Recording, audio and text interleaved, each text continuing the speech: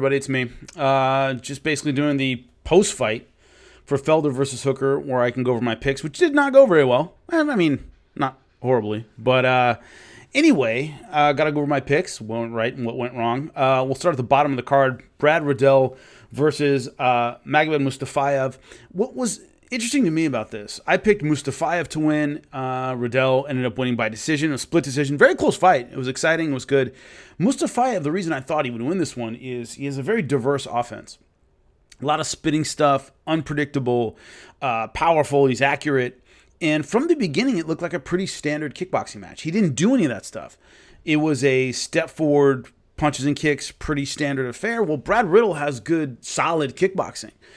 He's a strong dude for this weight class. He's broad, he steps forward well. And I believe Mustafayev kind of let him lead the dance a lot. I thought Mustafayev would be a bit more creative with the ways he would get for Riddell. In a standard step forward, stand and bang kickboxing match, Riddell has a good shot. And that's exactly what happened. There wasn't a lot of creativity in this fight, and Riddell landed some good power shots, dropped Mustafayev a couple times. Mustafayev couldn't really get his takedowns going, especially late. And close fight, but I thought Brad Riddell won it. I thought he earned it. But what was surprising to me is he didn't do all the things we've seen him do in other fights. He was a bit more subdued and basic in his style, and I thought in this fight it cost him. Marcos Rogerio de Lima over Ben Sassoli by TKO. I picked Lima to win by KO quickly, and that's exactly what happened. Sassoli just kind of walked forward.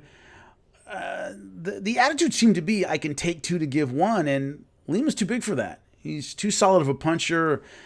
He was throwing more than Sassoli, so it was kind of like you can't take two to give one in the heavyweight division easily unless you have either an iron chin or you hit so hard you only need one.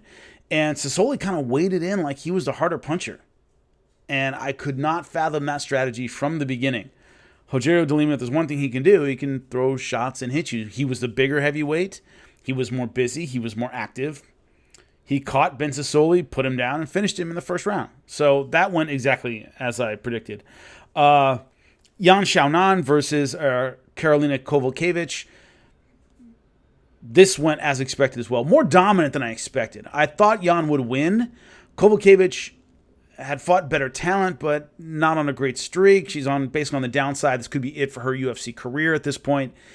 Xiaonan, it was target practice. I didn't expect this level of dominance. If you saw my breakdown of Fury Wilder, same thing. I thought Fury was going to win. I didn't think he would knock him down twice before the corner threw in the towel in the 7th round. I didn't think that was going to happen. I thought he was going to knock him out. It was going to be late. Hey, Steeler. How you doing, buddy? Steeler. Come here. Oh, boy. He usually can make a bunch of noise. So anyway, Yan Xiaonan just destroyed Kowalkiewicz. By the end, it was a punching bag with legs. Kowalkiewicz just wasn't able to do anything. Xiaonan just teeing off on her. Had a couple opportunities on the ground, but not that close. These days, one of the things that's really changed in MMA in the 20 years since I started doing it is even fighters that you don't know for their grappling, that aren't great, are still solid purple belt level. They can get out of anything but a really solid submission attempt a lot of times. And so Kowalkiewicz had a couple opportunities on the ground. I didn't think she was that close. Xiaonan was able to move out of everything pretty well. And on the feet, she just killed her. A lot of swelling around the right eye of Kowalkiewicz. I think it was the right eye. But just ate her alive. And Xiaonan, a presence now at 115. She might do some great things, but it's a crowded division. That's the problem. If this were 25 or 35, she might get the next title shot after a performance like this. At 115, where there's a lot of talent, there's a lot of great fighters at 115, couple more of these and she'll be in the conversation. She might be on the outside now, a fringe contender. I think Kowalkiewicz was, top 15? I think she was 14th. This makes Xiaonan fringe top 10. Couple more of these, and we'll start talking about her being in contender status. But great performance by her. Jimmy Crute versus Michael Oleksiejczuk. I thought Oleksiejczuk would win because I thought it would be a stand-up battle. This is another one, much like the Mustafayev fight, it just went differently than I expected. I really thought it would be more of a stand-up battle. That's what both guys are known for. And Oleksiejczuk just has more accurate strikes, he's a little bit bigger. I thought he's a little bit more versatile and that he would take that. It wasn't a stand-up battle at all. Jimmy Crute just went for the takedown. Incredible tenacity.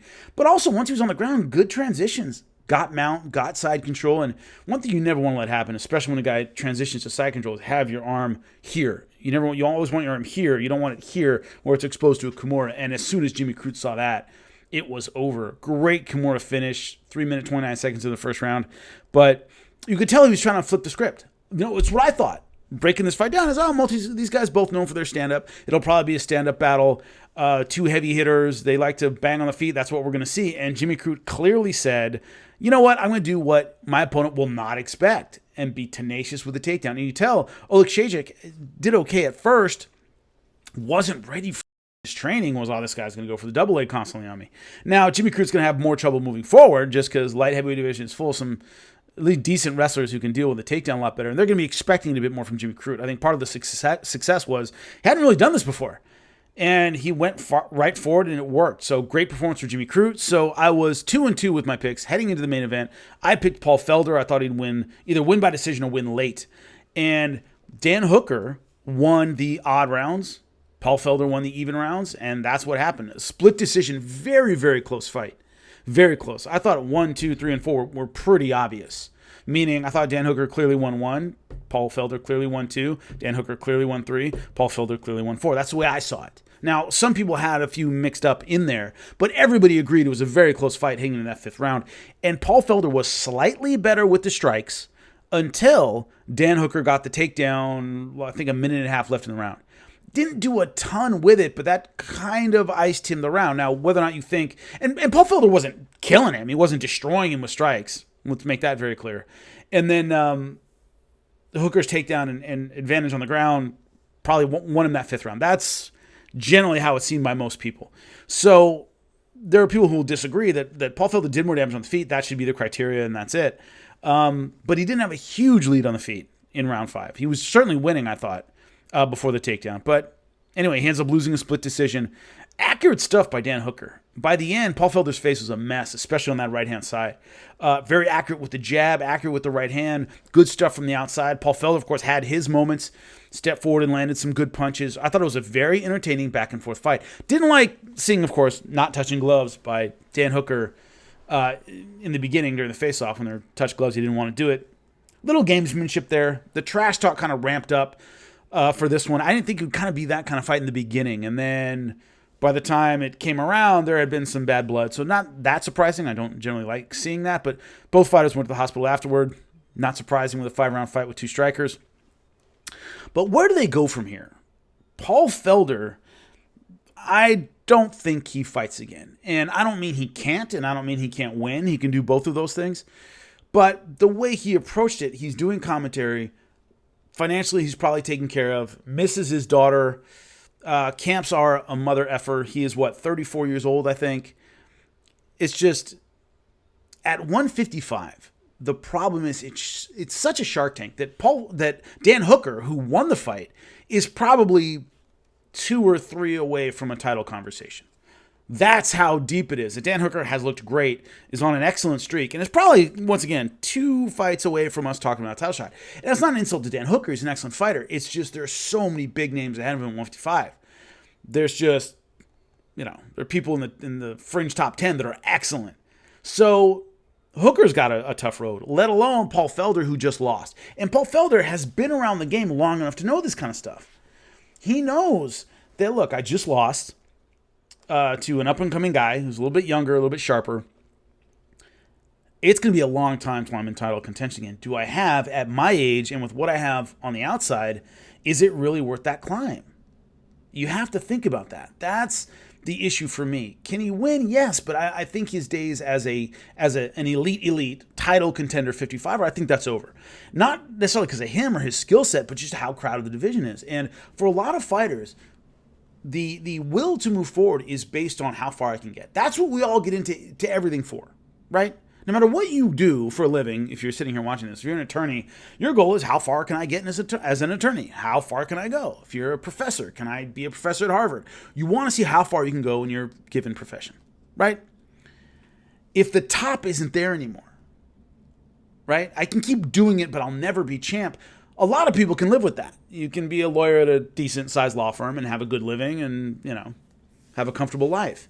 Fighting, it's very hard to make a living, and the risk versus reward just changes substantially when you're no longer amongst the elite, when you're no longer in title contention, no longer can be a champion. Each camp takes something out of you. And when it's all gone, it never comes back. And I think Paul Felder's smart enough to know that, look, I'm probably not going to get a title shot at this point. Is it really worth hanging out in that mid-range and having decent fights for decent money until my career's over? Not with what he has outside of fighting. Stay with the commentary, stay with the desk job, stay with the entertainment aspect, and you'll do all right. You don't need to go back and do this, and I don't think he will. And I hope he doesn't. I know Paul Felder, really nice guy, excellent analyst. He knows what he's talking about, delivers well. He has opportunities outside of fighting, and so I think that's probably it for him. Hooker, as I said, great win for him. 2 more good performances, and we're talking about, okay, 55, where is he in the title picture? Again, when you're in the same division as Khabib and Conor McGregor and Justin Gaethje and Tony Ferguson and, just big names, it's hard to kind of worm your way into the top. So he's going to have to stay very, very consistent. At least 2, depending how it works out, probably more like 3 or 4, which is a tall order. But if he can stay on track, he can get there. But I saw excellent stuff from him. I love his confidence. Big win for him and a very entertaining night of fights. So enjoy, and I'll be back before the next one.